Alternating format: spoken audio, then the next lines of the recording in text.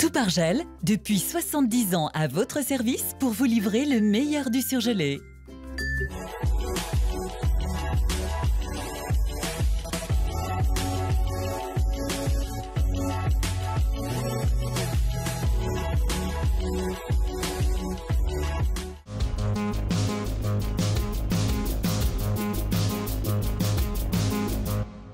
Manifestation des lycéens et des étudiants ce matin à Lyon émaillée d'incidents. Les Gilets jaunes se sont quant à eux invités à l'hôtel de région cet après-midi. Enfin, certaines pharmacies lyonnaises testent la consultation médicale à distance.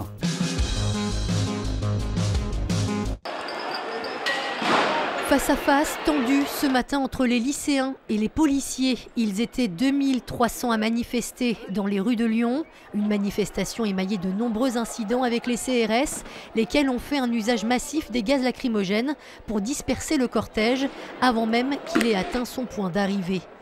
Il y a un parcours qui a été déposé en préfecture. Visiblement, au milieu du parcours, les forces de sécurité ont décidé de bloquer la manifestation et ont voulu la disperser. Quand on a affaire à une manifestation de jeunes, c'est toujours un peu dangereux parce que les cortèges s'est éclatés en plusieurs cortèges. Donc on a un peu de mal à comprendre ce positionnement des forces de l'ordre. On déplore la manière dont un point de fixation a été créé à Saxe-Gambetta et dont ça a conduit les gens à se disperser de manière sauvage, alors que la manif était à peu près encadrée. Je ne dis pas qu'il n'y avait pas quelques dégradations, etc. Mais ça justifiait probablement pas non plus qu'on arrête tout comme ça et qu'on fasse dégénérer la situation, quoi.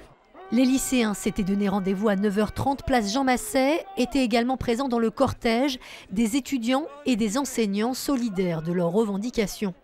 L'appel à la grève enseignante tardait. On est un certain nombre à avoir suivi de toute façon, puisqu'on se bagarre contre ces réformes qui vont entériner encore un peu plus les inégalités scolaires. Il y a des combats qui sont en commun, notamment sur Parcoursup. Sur Parcoursup et la loi ORE. Après, il y a des mouvements qui sont propres, enfin des trucs qui sont propres à chacun. Il y a également la réforme du bac qui va tomber pour les lycéens. Nous, c'est l'augmentation des frais pour les étudiants étrangers, la fin de l'arrêté licence tel qu'on le connaît aujourd'hui.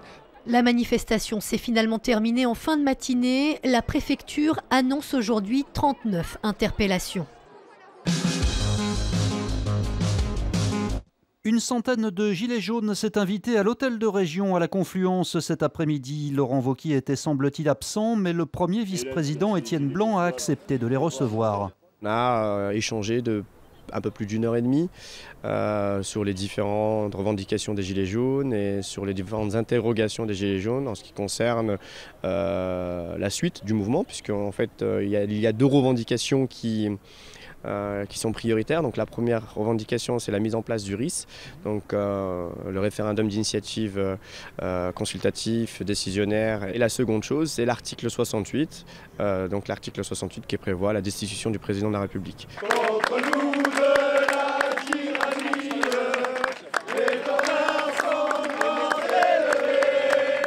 Les Gilets jaunes ont ensuite quitté les lieux sans incident.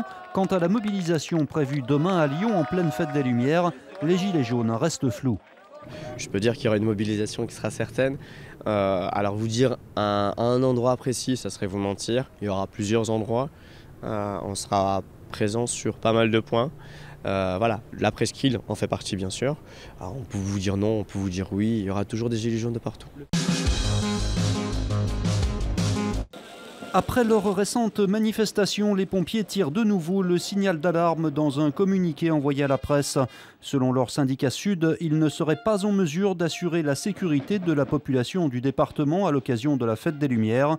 Ils dénoncent un manque d'effectifs face à une sollicitation de plus en plus forte qui aurait déclenché une forte vague d'arrêt maladie. Alors, vous avez eu un mal de gorge et mal aux oreilles. Ça me lance dans l'oreille gauche. La pharmacienne est à côté de vous? Oui.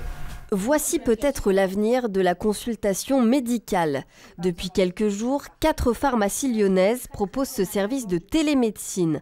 Un patient qui ne peut pas se rendre rapidement chez un docteur peut ainsi le consulter en officine par caméra interposée et avec l'expertise du pharmacien.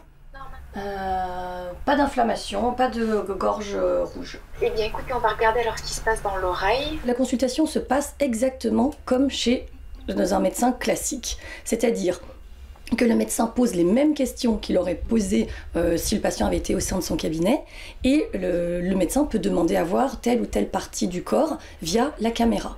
Nous sommes là pour assister le médecin s'il y a une demande particulière, et pour assister aussi le patient. Ce nouveau modèle de consultation permet ainsi d'avoir un diagnostic immédiat dans un cadre sécurisé. L'idée, c'est de pouvoir amener un service, parce qu'aujourd'hui, vous prenez, je vais prendre un exemple d'un spécialiste, un dermatologue, il faut 8 mois de délai de rendez-vous. Donc ce n'est pas un manque de médecins, c'est juste un délai de temps qui est très long.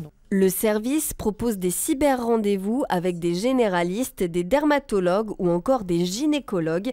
Des consultations qui coûtent 30 € et qui sont entièrement remboursées.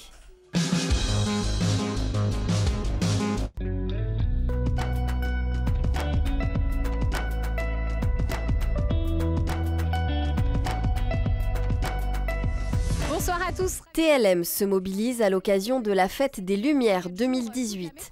Une émission spéciale autour de l'événement est programmée dès aujourd'hui sur notre antenne. Au programme, tour d'horizon des installations lumineuses et rencontre avec les artistes à l'origine de ces créations. Première diffusion prévue ce soir à 19h15.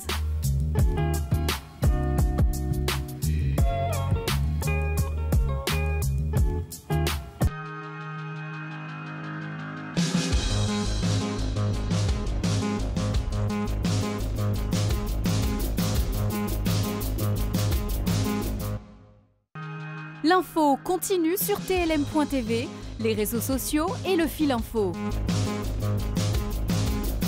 La météo.